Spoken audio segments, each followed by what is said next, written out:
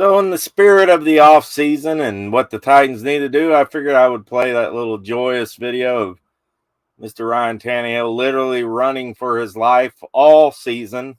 And God bless you, Ryan. We're very sorry you had to deal with that, but it is what it is. Anyways, we got an awesome show for you guys tonight. We're so excited to be live. And with all you good people, Titan Nation in the chat, please tighten up that like button, as we say at the Titan Upload Network. And subscribe if you haven't, man. We've been rocking and rolling on the channel. We've been rocking and rolling on the network. We have a really big announcement coming up this Thursday on Titan Upload's channel. Y'all make sure to tune into that. We are ever growing, as you could say. So make sure and tune into that. We're so excited about that. We're going to go in and bring in our guests tonight. We have Lee from the 615 podcast, and we also have our very own Titans4Life, a.k.a. the Big Sportsman 3, a.k.a. James Wheeler. What's going on, fellas? Just hanging out, chilling out, talking to sources. Nice, man. We're excited to get into it. How you doing, Lee? Pretty good. Good, man. So we got a lot of things to talk about tonight. We're going to the way I've kind of laid out the show a little bit, and of course we'll do our thing and go off the rails too, but I got kind of planned. We're going to play a bunch of slides of different players, and shout out to Teron Davenport, because I pretty much just copy and pasted from his entire article, but I gave him credit. And so we're going to kind of go through each major player. If you guys got any other players you want to throw in, or the chat wants to talk about too, we can do that. But I would like to start off with Taylor Lewan, just because he's been a hot topic of conversation, not only for the possibility of him being cut, but for him being on certain people's podcast here lately, who dresses like a woman. But that's been made a lot out of, but it's all for, shits and giggles, I guess. But, so Lewan, we all know, and this is from Teron Davenport's, article. Lewan's 9 seasons with the Titans make him the longest tenured player on the team. However, Lewan has only played 20 games over the last 3 seasons because of ACL tears in 2020, 2022. There is no, and I repeat, there is no dead money if the Titans release him, allowing them to trim 14.8 big ones off the salary cap. And so, James, I kind of want to start with you, man, because you said before the show you kind of had some stuff on Lewan. And what do you think, man? Give us an idea of what the Titans are thinking. Well, to be honest with you, I wanted to hear what Lee said first, because this could kind of play into something that he has. So we're talking, will Lewan be back? And the words of Kyle Shanahan. No, I don't see any scenario of that. Well, I have a source that may throw a little bit of a wrinkle into that. That Taylor Lewan is willing to take a huge pay cut to come back. That he may be willing to help that, and help that 14.8 a lot. However, when you look at that, and you look at what could possibly be available, the Titans may be willing to sign him release him and then sign him back for a smaller contract. Now, the interesting thing that I think about all of this is that Taylor has made it absolutely, positively clear on several different times that he only wants to play for the Titans, that he's only willing to play for the Titans, and that he understands the issues facing that he's been out. And I think that he, and if you look at the Titans roster now and you look at what's going to be becoming available, there are not too many guys who, when they're in the game, can produce like Taylor. So, and if he is willing to take a pay cut, and somebody Titan the Tiger makes up a good point. He said, that would still cost too much for a cheerleader. I think, in my opinion, if he is willing to take a huge pay cut, I would bring him back for $5 million or whatever, whatever that number is. Just to see what he's got. You never know. Now, the question is, though, and we'll ask the chat too. The question is, what do you do with him? What's your plans for him if you bring him back for that amount? Are your plans for him to be the starter? Or are your plans still to bring somebody in case he goes down again? Because we all saw what happened with Dennis Daly. And I just played the video to open the show. A lot of that was Dennis Daly and the clown show that was last year. So, what's your thoughts on that? Well, look at Dennis Daly. Yeah, I don't know if he could put hands on a wall, just to be honest with you. The guy was, I don't know what people were thinking. I really am unsure of the thought process that went behind why they thought he was going to be so good when this was exactly the same thing he got when he was in Carolina. The Panthers, by all accounts, the Panthers were going to cut him, and the Titans come in with the draft pick to get him when they could have got him off the street for nothing. That whole situation was just like the music that you were playing in that video was a clown show. But if you look at Dennis Daly versus Taylor Lewan, even an injured Taylor Lewan, Taylor Lewan is still better injured with a torn ACL than Dennis Daly was fully healthy. All right. What do you think, What do you think? So you were talking that he could come back on. I think I saw some of the comments that he could come back on a possible veteran minimum contract. Yes. A veteran minimum. So he's been in the league, 9 years now? In 2023, the veteran minimum for somebody with 9 years of service in the league is $1.165 million. Per the new 2020 through 2030 CBA. Yeah. So, how much is it? $1.165 million. That's the veteran. So he could. There's no way he's going to come back for that little amount of money. And that's as of 2023. Season. Well, maybe 5, 6. If I were Taylor, I probably would just stay retired unless it's $4 million or above. But yeah, to be honest with you, I don't know how well his podcast is doing and all of that kind of stuff, but I'm sure that something like ESPN, Fox Sports, CBS or someone would pick him up for, either color commentating or something like that because he is a kind of an amusing guy. When you sit there and watch his podcast, he's hilarious. So he's an amusing guy. But I think, to be honest with you, I think he's worth somewhere around what you were saying, somewhere between 4 and 6 mil. I think he's worth it, even if he is.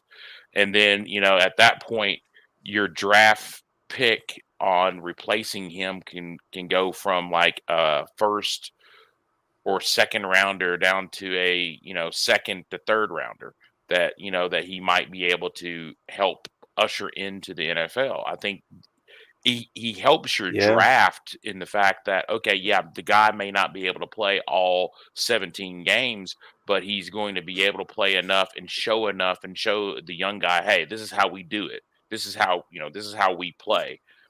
Yeah. So to me, I think he's worth just that in just a coaching thing, and also he may want to get into coaching. I don't know what he wants to get into after he leaves the NFL, but as a player. But I mean, if you're the Titans, can you pass up Taylor Lewan Right. at 10 And- million, 8 to 10 million less? And you made a good point about the draft thing. We're going to get to some of you guys' comments and what you think too in the chat here in a second. But you make a good point about the draft thing, because then you think about, okay, what if you want to say Lewan's like, okay, I'll come back for, 4 or 5 million, whatever. And you're willing to bring him back for that, right? And he's willing to do that. You got a few more options, because you could then possibly trade up for a Stroud or Bryce Young if you want to go that way, and unload Tannehill somewhere. I mean, and then because that alleviates the, of getting kind of that number 11 pick or whatever. And then you could go and get a guy in the second, third round, like, DeJuan Jones out of Ohio State, Anton Harrison out of Oklahoma, Darnell Wright out of Tennessee, Matthew Bergeron, Cody Mock's probably going to be like a fourth round, Matthew Bergeron probably a third round, but maybe Darnell Wright or somebody third round. I mean, and then you have them just in case. I mean, surely to God that one of those type of guys won't be as bad as Daly, because you look at MPF on the right side. I mean, he started the whole season. Was he great? No. Was he terrible? No. I expect him to get better and better. You got some options. I don't know. Yeah. Nicholas Petit-Frere was one word: rookie. Right. He was a rookie, and rookies are going to make those mistakes. They're going to get, but then they have the ability to get in there and in the off season, if they're dedicated and they want to get better at their craft and they want to be an NFL player for any length of time, they're going to get in there. They're going to look at that film study, and they're going to get in there and they're going to work on their technique and polish it up. I think for what Nicholas did, Nick was, for a rookie, being just kind of thrown out there. Hey, look, he was a hell of a player for a rookie. Just being kind of thrown out there. I agree. Another name that I would look at is what's his name? McClendon Curtis out of UT Chattanooga. Yeah. Mm-hmm. Whose name is really climbing up draft boards because of what he did at the Senior Bowl. Yeah. Right. Well, see, I would like to see what his 3-cone is going to be before I would, kind of, because, you get these guys who are out there, the Senior Bowl, these guys are going probably 85, 90%, they're trying not to get injured. That's where the combine comes in at. Yeah. And that's why I want to see the 3-cone. I want to see his 3-cone. I want to see his shuttle, those types of things. I want to see his bench. But right now, where the Titans are right now, I think they're not there yet. They're still they're bringing in a new OC. He's not new, but he has a new philosophy. They got a new running backs coach. They've got a new passing game. There's a lot of things that the Titans are kind of up in the air with right now, and to me, if I'm the Titans, I'm just like, okay, what do we have? What do we want to do? What do we want to be?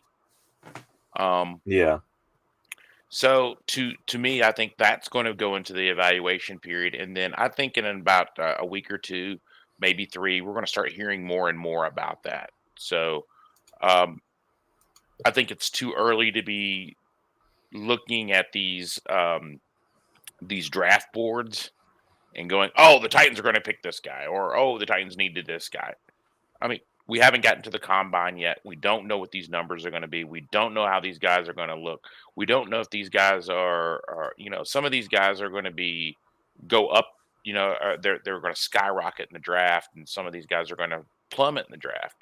And one of the guys who I think is going to skyrocket in the draft is going to be Hendon Hooker.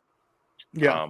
He's going to skyrocket simply because, number one, my sources are telling me that he is already off the crutches, that he'll be running within the month, within 30 days, and that he will be ready for contact probably by May or June.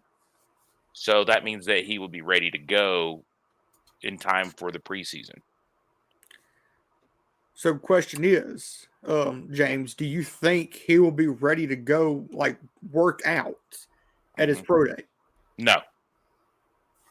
I think he'll be able to do some things, but I don't think he'll be ready to go. But his body of work for the last 2 years at Tennessee kind of speaks for itself. He got better and better every year. Yeah. And he's the kind of guy that I think gets better with familiarity with the offense. There are some guys that have, who are just plain system quarterbacks. You know what I mean? And then there are some guys who play very well no matter what system you have them in. And I think Hendon Hooker is one of those guys. He just needs a little time to get acclimated to the offense, and then once he knows it, as you can see, he's trouble. Yeah, he's a good player, man. But I mean, Lee, if you were the Titans, okay, and I'm going to pose this to both of you. If you are the Titans and you're looking at needing to rebuild the offensive line, we're going to take for granted right now that they do what they need to do on defense, re-sign the guys they need to re-sign, and get that done. If you're the Titans, do you go receiver or line? Because those are the two position areas that I see the biggest need. Good question. If I'm gonna say this, if I was Rand Carthon, I would work on the offensive line in free agency and get what you can get. If you can get some players that are potential now guys that are starting now, like a guy like an Andre Dillard for Philadelphia, who can play guard and tackle, and let's say you get Andre Dillard, you throw him at left tackle. That's a good place for him. And then you go and get a guy like Mike McGlinchey from San Francisco. Throw him at guard. First round, I'm looking at wide receiver. If you work on that offensive line of free agency, if you re-sign a guy like Nate Davis, if Ben Jones comes back, you go wide receiver at 11. What about you, Rossi? I mean, if Paris Johnson's available at 11, I mean it's going to be hard for me. I mean, not to take a guy like that. I mean, he's a potential, franchise tackle for you. I mean, even the Skoronsky guy or whatever his name is, out of Northwestern. Out of Northwestern. I mean, he's another nasty type of left tackle. It's gonna be. It all depends, man. It all depends on what they do in free agency. Free agency starts with less than a month from now, March 15th. So I mean, it's we'll just have to see how it goes. I mean, honestly, I would love, and I know. Look, I don't want us to tank. I don't want us to be in a full rebuild, but I'm kind of over Ryan Tannehill, to be honest. Like, I'm just, at this point, I'm like, you know what? I mean, I feel like we've got what we can get out of him, and we've seen the ceiling. And we're not going to have the team that we had when he first took over and we went to the AFC Championship. That's just a fact of the matter. We're not going to have this amazing team put around him next year to where I just, not saying that we're going to be bad, but then again, you struggle with if you get rid of him and you don't replace him with at least an adequate quarterback, you're pretty much throwing in the shoe for whatever, or throwing in the towel. Like a guy like Caleb Williams, or for the next year, or a KJ Jefferson. Yeah, it's a constant struggle with me in my mind, because look, I love Ryan Tannehill, what he did for this organization. He was a badass. He played, hurt. He won a lot of games for us, but at the same time, I don't know, man. I just wish the Titans would make a play for Aaron Rodgers, or make a play for, I don't know, if you're not going to trade up and go for a Bryce Young or a CJ Stroud or whatever, you have to look at the market. You have to look at the market. Yeah. And I don't know. I mean, maybe it's not time. Maybe it's not time for us, to get rid of Tannehill. Maybe it's not time. Well, to me, I think the Titans have more needs than a newborn. That's definitely. That's the thing. They've got so many needs. That's the exact thing. But I think, we broke the news. I broke the news that Tannehill, that the Jets were interested in Tannehill, and that they I mean, when I texted you that and said, "Hey, I can't post this. Can somebody do something with this?" I mean, I have heard what the picks may be, what the picks may be. So, and I'm not going to reveal that. So, but if the Jets approach you for a trade with Ryan Tannehill, and they pick up his salary this year, of course they can't really do much with the what's it called? Oh my God, are you kidding me? And they pick up Tannehill's salary. Of course, they can't do much about the dead money, because the dead money had already been paid, and it's really complicated when you try to do something like that. We're still going to be saddled with this dead money. But what do you do with those picks? Do you try to go, let's say one's in the earlier round, and let's say another one is somewhere in the late mid round. What do you? Yeah, me. Second round. Yeah, I don't know, second, third, maybe fourth, and maybe second, third, fourth, fifth, somewhere around there. What do you do with those? Because I think Tannehill is worth his level of play will get you to the playoffs. Yeah. Right? His level of play will get you past that. Now, if you have guys that are really good around him, he may be able to get you. He may be able to get you to the Super Bowl. If he's got receivers, if he's got linemen and a running back, he may be able to get you to the Super Bowl. But that's not where the Titans are right now. They don't have an offensive line. They've got one wide receiver that showed anything last year. So, two if you want to count, tight end. So what do you do? The Titans, I think the Titans can.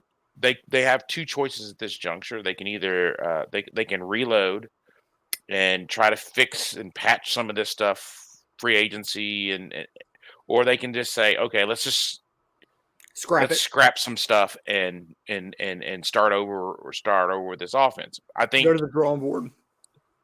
Those are the two things I see, and my sources are telling me that they're both on the table. and it's going to be Rand and Amy's decision to what they're going to do. Yeah. So I guess it'll be interesting.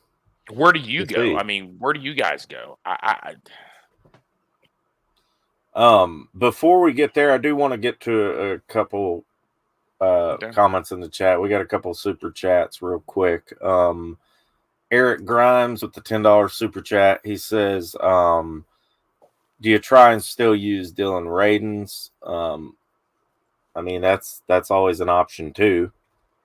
I think Dylan really is a left tackle, and if they leave him out there and let him play and let him make some of those rookie mistakes because he didn't get a chance as a rookie to do it, I think that he could be an anchor at left tackle. It would be undersized anchor, but it'd be an anchor. And I was going to say, I agree. Dylan, if you look at what he's been able to do when he's in the game, yeah, you've got a piece that could be a good thing. Yeah, I agree, man. It was a shame that he got hurt. You know, I was so excited, and so were all the fans. I mean, all year we were screaming, "Give the kid a shot." You know, I mean, he couldn't be worse than Daly. You know, I mean, it was just all year long we're screaming this, and it's like, he what played the hell is going on? He played 10 plays and tore his ACL. Yeah, it sucked, man. It was just crazy. And we got another $5 super chat from our resident Chiefs fan, taking a risk being here, but wanted to say hello and show some support. Brace it. Nah, Holly, you've always been a supporter of the Titan Upload Network and Titan Upload, and you've donated. You've been so gracious with your donations, and we love you from all of us here. And go Chiefs. You know, as much Holly, as I hate to say that, but go Chiefs. Just I for want. you, I Holly. do want to say, Holly, that the Titans should take a page out of the Chiefs' book. You know, the Titans really should go out there and take a page out of the Chiefs' book and build that offensive line, because the Chiefs' offensive line is a juggernaut. No sacks allowed with an injured quarterback. No, Yeah, it's incredible. I mean, no sacks allowed. Offensive lines decide the game. You know, it's great to see all of these big plays and see all these passing for 40 yards plus and getting all these touchdowns 40 yards plus and things like. But that all starts with that offensive line being able to block long enough and create enough movement of whether allowing the quarterback to stay in the pocket or get outside of the pocket, creating enough movement for there's holes to move in. That, you know, to be honest with you, the Titans got away from what the Titans were. And that is on that offensive line, just plain nasty. That defensive line, just plain nasty. You don't want to. There's a lot of ice baths that have to be taken, kind of the offensive and defensive line the next day. That's what the Titans forgot. Chris Frazier has asked this like 5 times already, but I don't know I don't know much about this at all. I heard some stuff about Hopkins, DeAndre Hopkins. I really have not followed that at all. I didn't know if it was just a pure rumor or what was going on there. D-Hop, to be honest with you, I would be against it. I think that, you know, while he's a dynamic receiver and all of that, what you'd have to give up for him, it's just not astronomical, wouldn't it? Yeah, I would say at least a first-round pick, probably a first and a second, and then probably another second the next year. So it'd be equivalent to 2 first-round picks. I don't think it's worth it. Yeah. What do you think? I did a mock draft that, of course, me and Ricey were talking about, where I made my way up from 11 to 3 to draft Stroud. So I traded Zach Cunningham, the 11th overall pick, and 2 future picks, one from 24 and one from 25. Then I traded up to 6 with that little trade. And I took 6 and Ryan Tannehill. traded to 3. But what did I get from 3? Outside of CJ Stroud, DeAndre Hopkins. Yeah, somebody was saying that there would be a day 2 pick. And somebody compared him to Julio. I don't know. I see Hopkins totally different than Julio, but you got to look at Hopkins' last couple years too. He's been hurt. So, do you want to risk bringing in another player that's kind of had some injuries the last couple years? Maybe it is comparable to Julio. I don't know. To be honest with you, I'm going to say something controversial here. Breaking news. James says something controversial. To be honest with you, I don't think when I look at this quarterback's draft, this draft quarterback stable, I don't see a guy who I would trade up for. I don't even see a guy who should go in the top 5. In normal years, I don't think any of these guys go in the top 5. You think so? Even with all the pizzazz around Bryce Young and, Bryce Young is a dynamic quarterback. He's got small.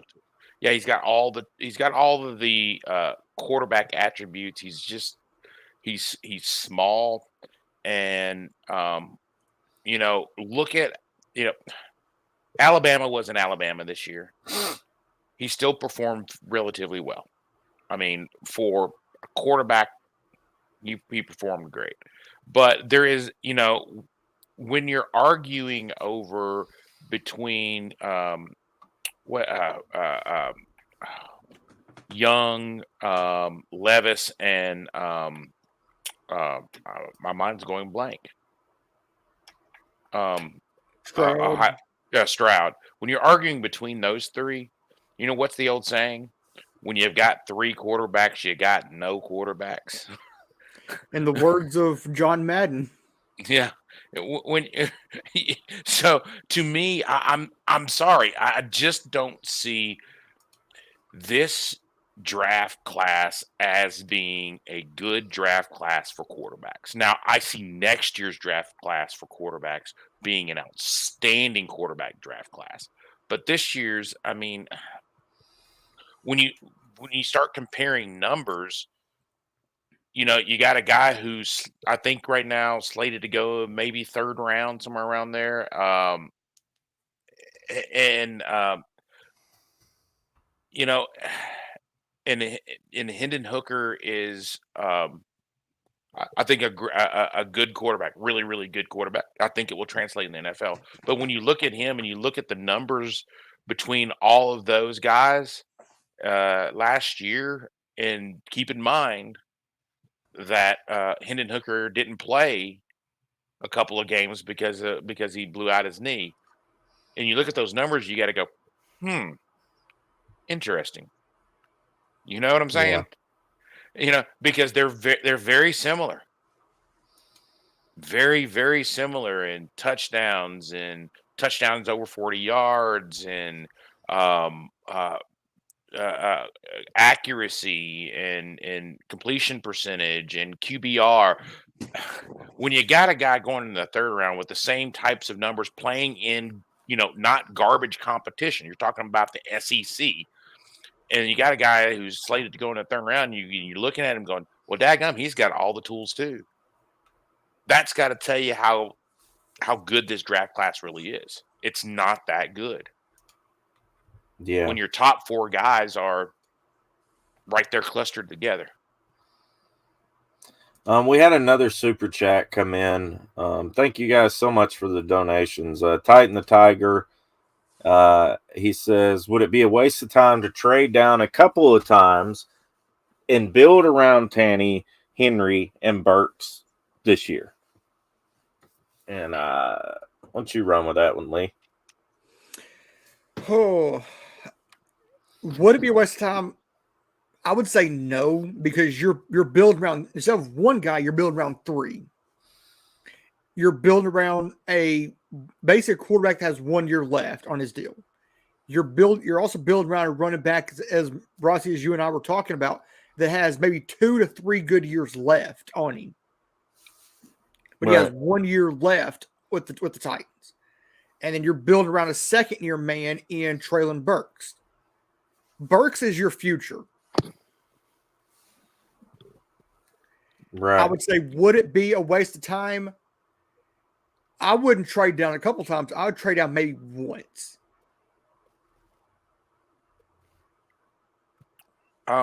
For me, I would look at, if I was going to trade, it would have to trade down. It would have to be one of those things where someone called me and said, "Hey, we want to trade up." Sorry about that. My cord got wrapped around me, and it was Well, you're like good, man. it was like a boa constrictor over here. But if I'm going to trade down, it's going to be that day. Somebody's going to have to call me with an offer, and and that offer would have to be no more than 8 spots, because around that 20 range is where you start getting slim pickings for guys who are worth a first round pick. I mean, that's this. I'm sorry, this draft class is not very good. Now, don't get me wrong. Some of these guys could turn out to be, this could be what was it, the '84 draft class where they had all those Hall of Famers. It could be that draft class, but right now I do not see guys who I would look at and go, yeah, future Hall of Famer. Yeah, future All Pro. Oiler Titans says this is the draft to go defensive end / linebacker at 11 overall. Would love to let Tannehill go along with others, get O-line and free agency, and build a defense to kill Mahomes. And then he says, and just roll with Malik. I don't think Malik is going to be ready. Yeah. Just to be honest I with don't you. either. A very interesting point. Go back and look at McNair. It took him 4 or 5 seasons. Yeah. To become the Steve McNair that we know. Yeah. Yeah, it took it. He went through some hard knocks down there, and so to me, like I said, I hate to say this about any of these guys. These guys have played their hearts out through high school, middle school, college, and now they're on the cusp of being in an elite, being considered an elite athlete in the NFL. But I just don't see very many, if any, Hall of Famers here. People may say Bryce Young. Nope. I don't see it. But, I'm like everybody else. I make mistakes. I'm wrong a lot. If I was if I was right all the time, heck, I'd be a billionaire, because I'd be making bets on it all the time and then winning money. Since betting is legal in Tennessee now, I'd be a billionaire by now. But I just don't see, Willis. I think he can develop if, for God's sake, we learn how to develop a player for once. He can develop into something special. But at this point, his footwork, his keeping his eyes downfield, controlling his arm. He's got a cannon for an arm. Sometimes you got to realize you don't have to use 100% of your cannon. You know what I'm saying? You don't have to pack all the gunpowder in that cannon. And he has yet to do that. That's things that he has to work on. He has to work on his anticipation. He has to work on, when you play the competition that Liberty played, don't get me wrong, those guys are out there. They're playing tough competition amongst themselves. But then you look at, you look at the teams that Liberty plays versus the teams that that are playing in the SEC or the big, the Big 10, the Big 12, it's not the same caliber of talent. He was most often the best player on the field. In the NFL, he is not going to be the best player on the field.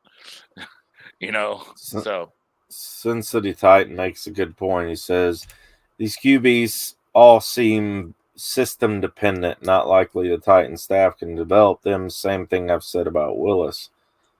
He might be true there, I mean, that's a good point too. I do want to. We're gonna go about an hour tonight. I do want to get through some of these other players here, and we'll just kind of go through. We've touched on Tannehill, the Stroud Young thing.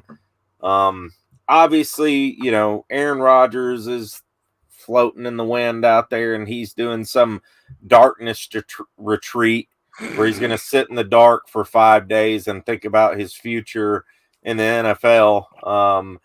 Then you got Derek Carr out there, who's basically, same as Tannehill, pretty much. And then obviously you could trade up for Stroud or Young, blah, blah, blah. We've hit on Lewan. Let's get to some of these other big name players who we're going to have to either cut or resign or restructure. And I'll let you guys kind of tell me what you would do with them. We'll kind of start off first with Zach Cunningham. This is from Teron Davenport's article. An elbow injury kept Cunningham out for most of the season. He only played in 6 games, posted 24 tackles. Releasing Cunningham saves $8.9 million from his $13.4 million cap hit and clears away for 2021 third-round pick Monty Rice. I don't see them bringing back Cunningham. Now Kevin Byard said something about how when Cunningham's out there, he brings energy and all that stuff. I kind of look forward to see what Monty Rice brings to the table. I don't know how you guys think about him, but yeah, I think it's time to cut the cord. So I think we got all in agreement in here, 3 for 3. Decision. Well, we're getting Harold Landry back. Right. He brings more energy. Yeah. He brings a lot more knowledge to the game. Yeah. He's more dynamic. Yeah, and he's more dynamic. I was looking for in my drawers here. I was looking for my scissors so I could I could say cut him. But yeah, he for what he's going to cost, I think you just cut him. Yeah. Or trade him. I mean, he's there's a lot of teams out there that would be willing to trade for him. And I think he's a prime candidate to say, hey, look, who wants to trade for him? We're willing to take a 2nd round pick for him or a 3rd round pick. Get you some draft capital out of him. Yeah. I wonder what he would get, though. I don't know if he'd get a 3rd. I mean, you might get a 4th for him or something. I don't know. It depends on the team. I mean, yeah. Like say, let's say you're a San Francisco. San Francisco could use him. They really could use him on that outside. Right. Let's say you're even in division. Let's say you trade him to the Jaguars. That would be fine with me because I think we know enough about him and what he can and cannot do to exploit that weakness. I wouldn't mind trading him there. But the compensation for him, for me, would be a 2nd round pick. I think you can get a 2nd round pick because for some teams he's cheap enough at $14 million. I would go a little bit further. I would say a second and maybe a fourth from the year after, a fourth or a fifth. No, I just think we he's tradable. Yeah. MB says he was available on waivers and no one else took a bite. That was last season when we picked him up. Yeah, but you also have to remember his body of work since then has been phenomenal. He has had a really good couple of seasons with the Titans before his injury. He really did. We had a whole show about him. Yeah. Who's your next player? Our next player, who do we got here? Robert Woods. Woods finished with 53 receptions, 527 yards, 2 touchdowns. Last year he had 1,096 yards. It should be noted that Woods played 17 games last season despite tearing his ACL in 2021. Releasing Woods would save you $12 million, big ones, in cap space. And y'all let us know in the chat, resign, cut, what do you want to do with Woods? I'm saying cut him. I mean, I think we need somebody more dynamic. We need somebody with speed. It's time to quit playing around with these wide receivers and go out there and get somebody with some speed, man, whether it's in the draft or whatever. Let's quit playing wide receiver roulette. Right. That's a good way to put it. If you look at what is projected to hit the market, let's look at a guy like Mecole Hardman. Yeah. Or let's look at something like Juju. Yeah. I mean, is Juju going to go back to? Is Kansas City going to re-sign him? I mean, he wasn't. How did he do this year overall? He only had 297 yards this season. Interesting. But he was playing behind some other guys. Yeah, interesting. He was outshadowed. I thought he did. He was outshadowed by who was it? Pachenko. Well, Pacheco's the running back, right? But he could also catch on the backfield too. What was and then you had, let's see, Mecole Hardman had 25 receptions, 297 yards. I was trying to see who were the Chiefs' main receivers. I know obviously Kelsey, but you had Travis Kelsey, 1,338 yards. Oh, no. Juju had 933 yards. That must have been a glitch or something. So, Juju, let's see. Yeah. Smith-Schuster had 933 yards. So, he had a good season. I must have been looking at something different. Yeah, Tony. I like Tony. I like Tony a lot. I was pounding the table for the Titans to make a trade for Kadarius Toney before the deadline. Yeah. Well, they also had Sky Moore, Valdez Scantling. Well, if you want a guy, with NFL experience, I think yeah, that's where you can go. But if your mindset is we're going to rebuild this offense, then I think you got to go young and you got to go draft, and I think you got to go. Probably a guy in the second round, Hyatt? Like a Hyatt, yeah, like Jalen Hyatt. I think that guy, or third or fourth round, like a guy like Cedric Tillman. Yeah, the point is you got to get some dogs. You cannot have little puppies out there. You cannot have. I can't remember the old cartoon. Yeah, Spike. Yeah, get him, Spike. Get him, Spike. You can't have that guy. You can't have those guys out there. You got to have dogs, like real dogs, just junkyard dogs, guys that are not hungry. And right now the Titans don't. We got one guy. We got two guys who appear to be hungry. and one of them's a tight end. You know, so to me, you got to go get a dog, and I think you got to go get a guy that's hungry, and I think you got to go get a guy that's in the second round who thought that should have been in the first round, and Right.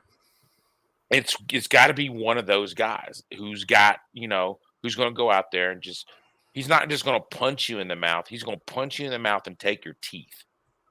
So the top 5 guys in this draft class at wide receiver, you have Quentin Johnston out of TCU, Jordan Addison out of USC,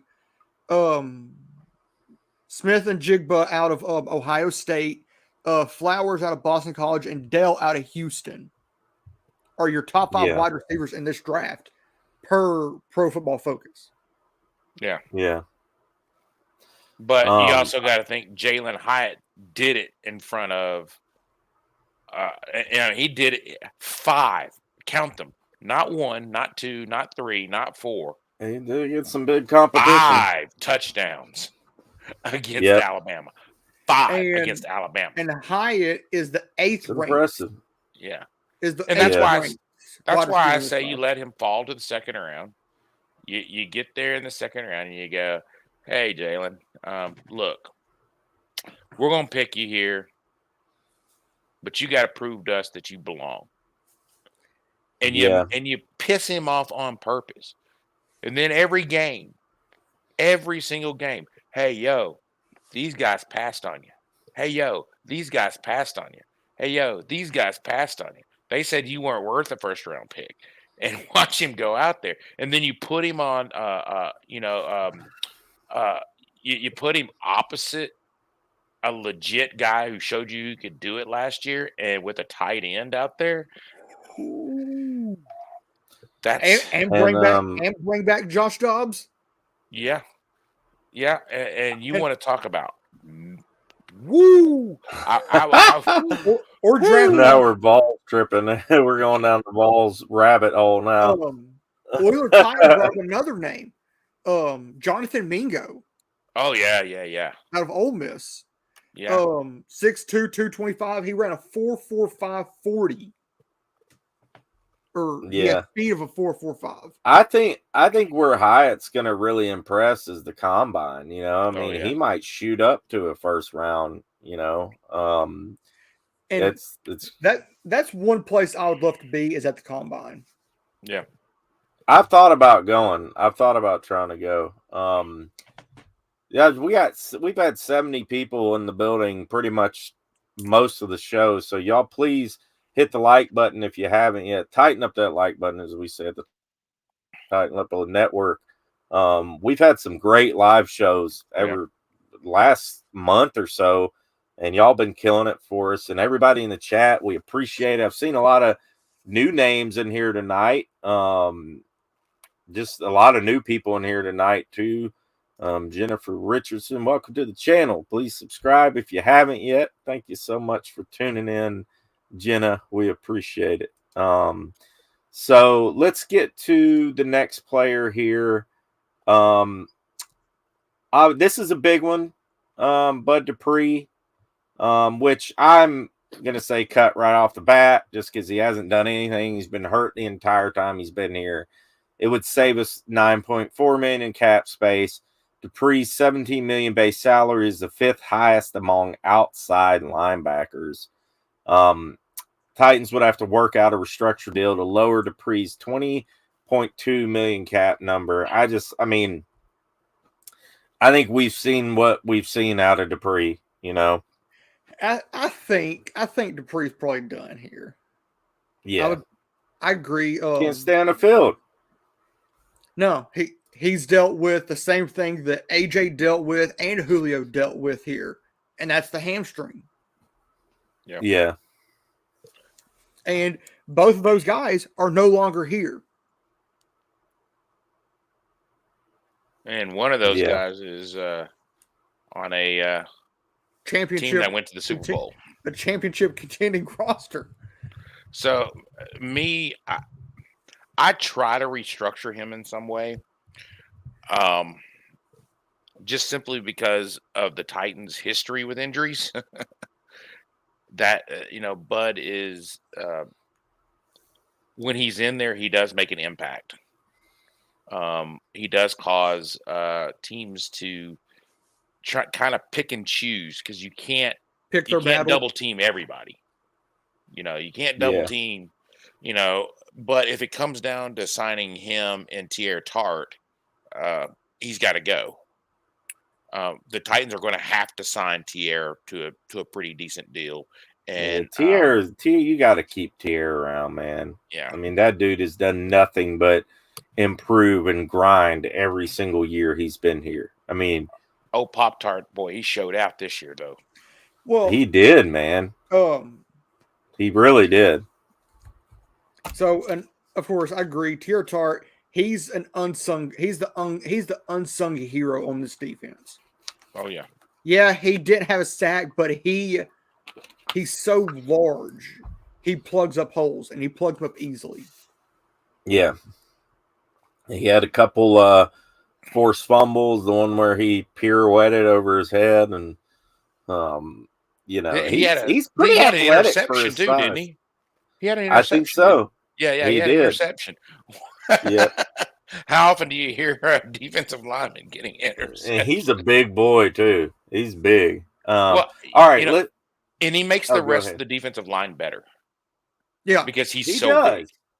And his energy, man. He just seems like a leader out there, and they feed off his energy. Well, there's a trade, of course, that I put out, and it's for a defensive interior lineman from Buffalo, Star Lutulele. But is he? I don't think he's going to be. I think the difference is that you're going to be able to get Teair Tart for a lot less, and you don't have to trade. I just like. I like the way he plays. I really do. Think. What did I say? I am the only person. Stanley with the $5 super chat. Well, I know it feels like we're in a rough spot, don't we? Because of J-Rob, man. We're not in as bad of a spot as everyone thinks. We're going to make some cuts. We're going to make some trades. We're going to do some things. We've won a lot of games too. And just remember that the salary cap is kind of real, but not real. Tart will make a lot of money on the open market, but all that I've heard is that he's extremely happy in Nashville, and most of the other teams that are interested in him are in states that have an income tax. And you got to remember, Tennessee doesn't have an income tax. That's a 7%, a minimum of 7% raise wherever you go. Yeah. So, I think, I would love to sit down and talk with Teair Tart to see what see where his mind is. But yeah, if he stays in Tennessee, he's going to make money. I mean, the money is not the question. The question is, if you sign Teair, who are you going to let go? Because you're going to have to let somebody go. And we're throwing out some names here who are going to be more than enough money to sign Teair Tart. But you also have to think about go ahead and getting Jeff under an extension also. Yeah. Well, I think that they're going to get Jeff under an extension. I think he's going to. I mean, he's going. Those numbers are going to be huge. Okay, so Jeff is in our mind, he's a top 5 defensive lineman in this league. Yes. He deserves to be paid like it. I say if he's not careful, he'll be the second highest paid defensive lineman in the league. Yeah. Which is upwards of probably $27 million a year. I see him landing around 22 to 23 with incentives. Somewhere around there. And that's what I was including. Yeah. He deserves it. Let's get to these last few players because I got to cut out here in a little bit. I got something to do here in a little bit, so I'm gonna have to get on out of here, unfortunately. David Long. Okay, these last three we could go on a long time about, but I wish we Make it could. But David Long Jr. Obviously, we know David Long is a special type of player. Re-signing. Resign. I mean, what type of money is David Long gonna be worth though? Like, what type of money? What is the market on David Long though? Considering with the injuries and everything else, I mean, I don't know. I've heard things that they might even let him go. But Well, I mean, I don't know. My cap on him would be somewhere around 5 a year. That would be my cap on him, just because of his injury history. Yeah. If he can make some more somewhere else, hey, look, I don't hate on nobody got there feeding their family. You know what I'm saying? But I just honestly don't see David Long as a huge guy. I don't see him as key to this defense. I think he's rather limited in what he can do. So I'm going to throw out some names that are in that region of the 5 million. You have a guy like Devin Bush making 4.7 a year. You have a guy like Devin White making 7.3. Miles Jack making 8. Jordan Hicks making 5 million. Christian Kirksey making 5 million a year. Those guys, I think Long is on par with those guys. I don't think he's better than those guys. You also have a Dre Greenlaw who Rand Carthon drafted in San Francisco, making $8.2 million a year. Yeah. I like I said, I put his cap, if I'm the Titans, I cap him out at 5 a year. That's 5, maybe 6, depending on what I'm going to do elsewhere, because I really do think that David Long is limited in his abilities. So don't get me wrong, he what he does well. Yeah. But the question is how do you compensate? Is there? I think that there's just too many deficiencies elsewhere to bring him above 5 mil. I don't think he's a $7, $8, $9 million guy. I just don't. I agree with you there. I do. And I think that, Lee brought up some names too. There's been some names thrown around in the chat. I mean, there's some guys that could fill that void that are, and the Titans have done pretty well drafting linebackers in later rounds and stuff too. So, all right, moving on to the next one. Yeah. Nate Davis. Here's a big one. He's a third-round pick. Started 40 out of 49 games for Tennessee. Davis's 93.2 pass block win rate was 46 in the NFL and tops among Titans linemen. 46 in the NFL. I mean, that's not really that great. With 4 starting offensive line spots possibly open up, it'd be tough for Tennessee to lose out on Davis, as he may have priced himself out of the Titans. That's an interesting one. I'm really interested to see where they now. Jim Wyatt had even posted something about. I remember something about him saying the Titans, might not even sign Davis. I don't know. I mean, depending on what type of money he's wanting, I guess. I sit him down with this. I sit down. I sit down with the intention of signing him, and then I say, okay, what are you looking for? If he's looking for 14 a year, I say, have a good day. Cut, like the Pelican says. Well, I mean, I don't know if you cut him, but I think. I think that he's a free agent, right? Yeah, you let him go on free agent, and then if he goes to free agency and somebody gets him, and I can't remember how the formula works, but you can get a compensatory pick for him, like a third, like a second or third. It'll be And, a pretty high compensatory pick. Hot Drop says Buck Rising, Jim Wright, etc. already saying he's gone. I mean, yeah, you could get a compensatory, something like that. Oiler Titan brought a very interesting name, Dalton Reisner from Denver. Yeah. Yeah. Yeah. I mean, Nate, the thing about guards are, they're a dime a dozen. yeah, you can get a lot of really I think good so. guards. Yeah. It's the tackle position that is probably the most important and the hardest to find. So, Nate Davis, you know, and you brought up that number that he was 43rd, I think you said. Can you pull that back, that graphic? Yeah. Up? Yeah.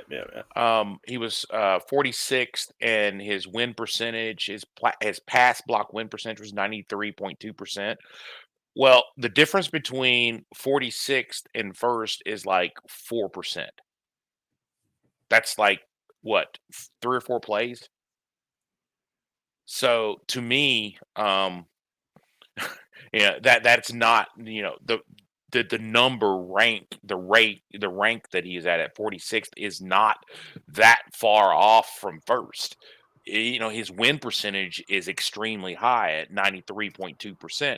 I think number 1 was like 97 or something like that.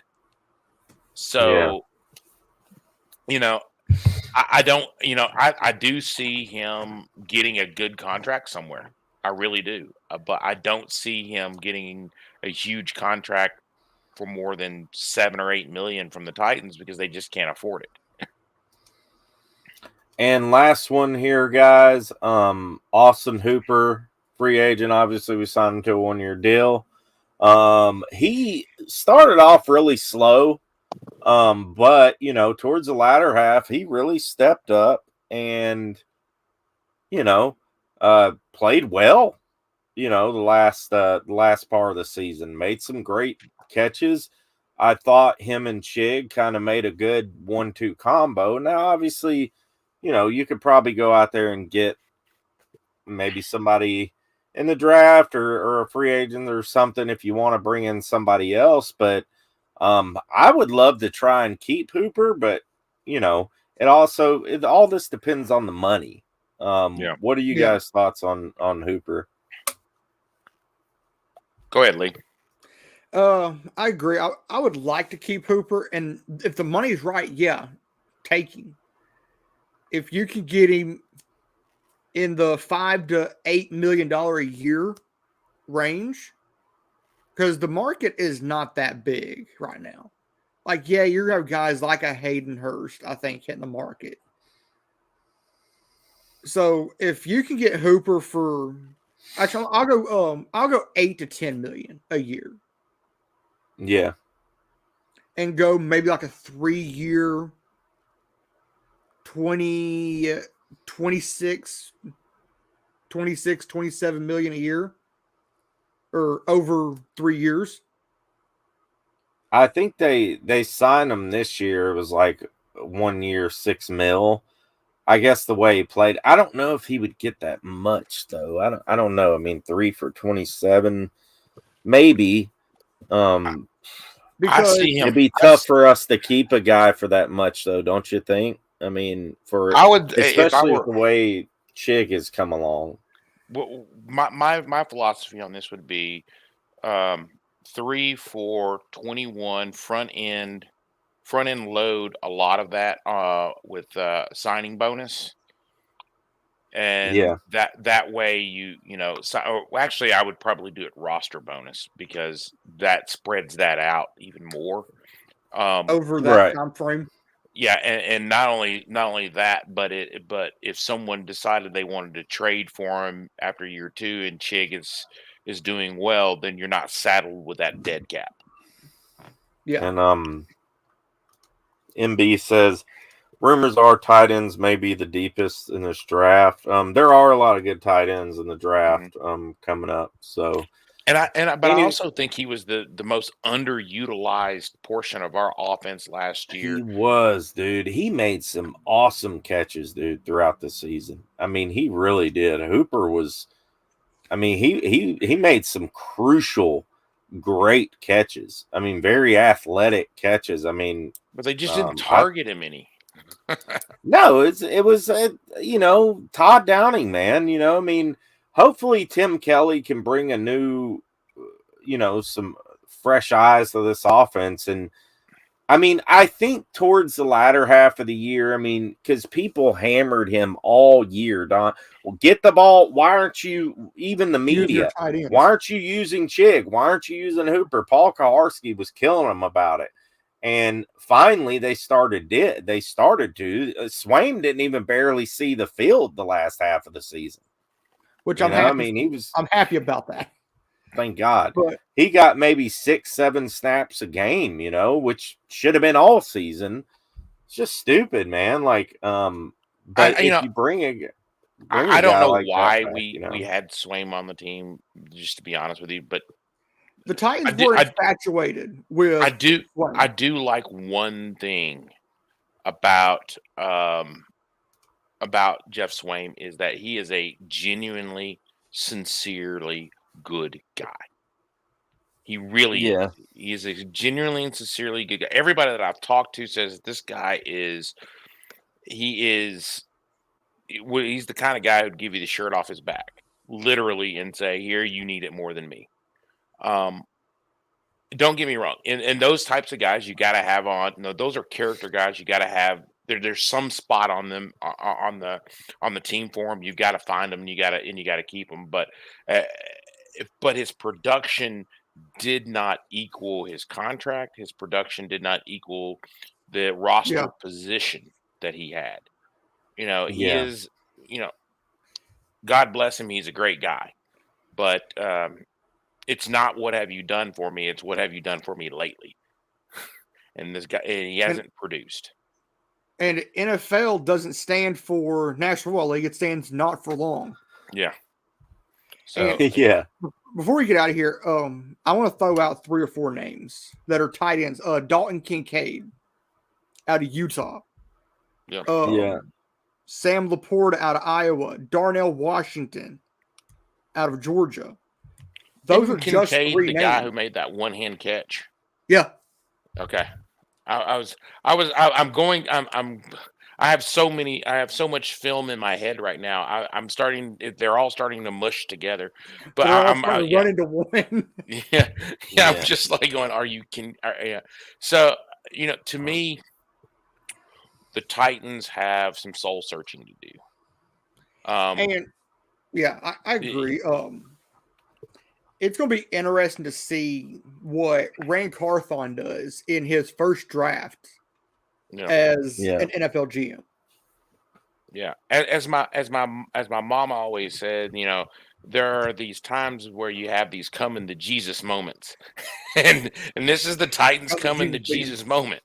They've got to come to Jesus and say, okay, at this point, the Titans have too many roster holes. Just way, way too many roster holes to fill them all the way that I would like them filled. I would like them filled through the draft because first of all, you save money that way. You don't get into this salary cap issue when you've got a bunch of guys that you're getting in the draft and you're developing and you're bringing along. Number 2, I think the Titans have to really get a little bit more. How do I put this? Cachet with players, where players don't, they're.